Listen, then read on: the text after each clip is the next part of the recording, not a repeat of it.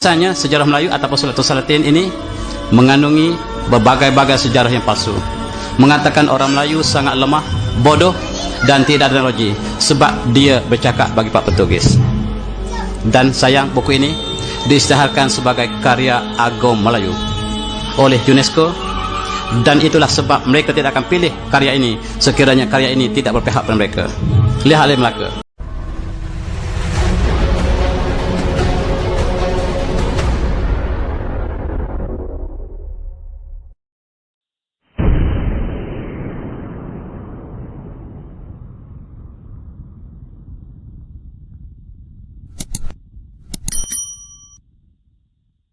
Inilah Melaka yang sangat hebat, jadi digambarkan oleh Portugis. Kotanya sangat kuat, kotanya bukan kayu tapi batu. Tetapi sayang, orang ini bernama Tun Silana. Tun Silana menulis sejarah yang palsu. Dia menulis sejarah Melayu. Dia mengatakan orang Melayu berperang dengan lembing dan keris. Ini ialah pembelot yang bersama dengan Portugis. Inilah yang tali barut Portugis, yang sama-sama berjuang untuk Portugis dan ditangkap oleh tentera Aceh dan dibawa ke Aceh, yang sepatutnya dibunuh tetapi diampunkan. Akhirnya dia bertobat di Aceh menjadi orang yang baik.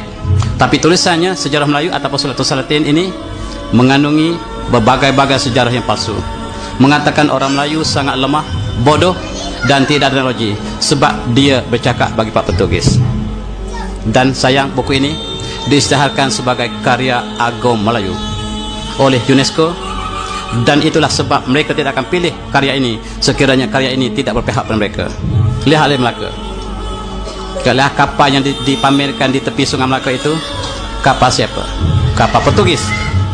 Itulah pengkhianat sentiasa berada dulu, kini dan selama-lamanya.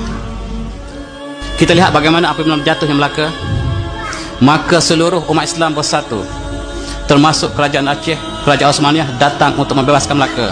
Tetapi pengkhianatnya ialah kerajaan Johor, Pahang, Lingga, Riau. Inilah pengkhianat yang belum dicatatkan dalam sejarah. Pahang, Johor, Lingga, Riau, inilah pengkhianat yang bersama dengan Portugis mempertahankan Melaka. Apabila Melaka diambil alih oleh Belanda, satu kisah yang cukup sedih berlaku.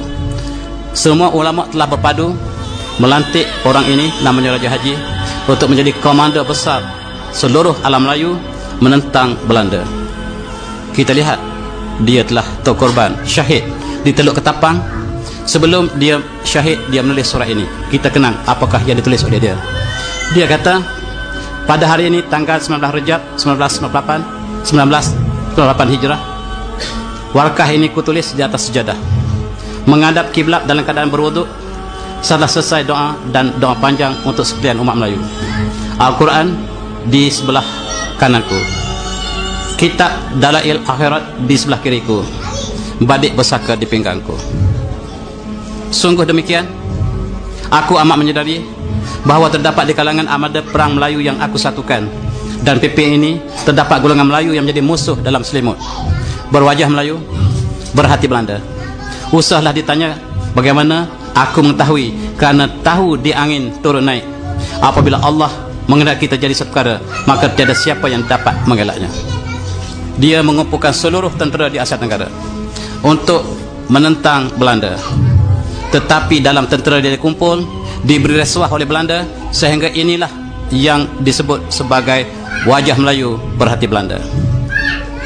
Apabila Inggris datang ke sini, berwajah Melayu, berhati Inggris. Sejarah telah berulang. Ketika Portugis, berwajah Melayu, berhati Portugis. Itulah sejarah bangsa ini, bangsa yang paling mudah dimanipulasikan oleh penjajah. Apa kata seterusnya oleh Raja Haji?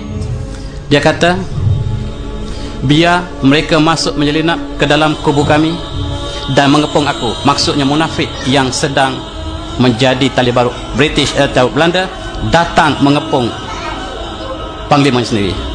Syak Pasik, yakin soleh, batulah yang menjadi juada. Ini bahasa Raja Hadi. Nah, wahai si munafik, aku sekali tidak pernah takut pada kalian. Marilah kita berdepan sebagai lelaki Melayu yang sejati. Engkau kendolah panji perjuanganmu, aku kendong panji perjuanganku. Nyawa kita di tangan Allah. Matiku di medan perang ini tandanya sentiasalah aku hidup di sisi Allah.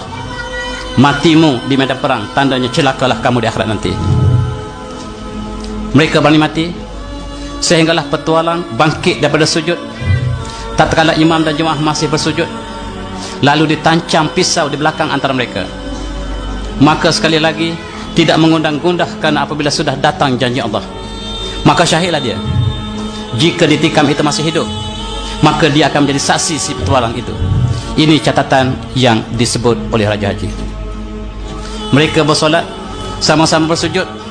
Sujud mereka panjang. Kawan sebelah bangun, tikam kawan sebelah, seluruh mati. Itulah pengkhianatan yang menyebabkan Raja Haji kalah. Raja Haji sempat menulis di atas sejadah, menulis warakah ini. Dia kata di akhirnya, sekiranya perjuangan aku ini benar, wahai ilahi, kekalkan tulisan aku ini. Butakanlah mata Belanda daripada melihat tulisan aku ini, supaya tulisan aku ini sampai kepada seluruh orang Melayu yang datang kemudian. Barangkali perjuangannya benar, sampai pada kita Said Salin menunjukkan perjuangannya lah dikhianati oleh bangsa yang sendiri.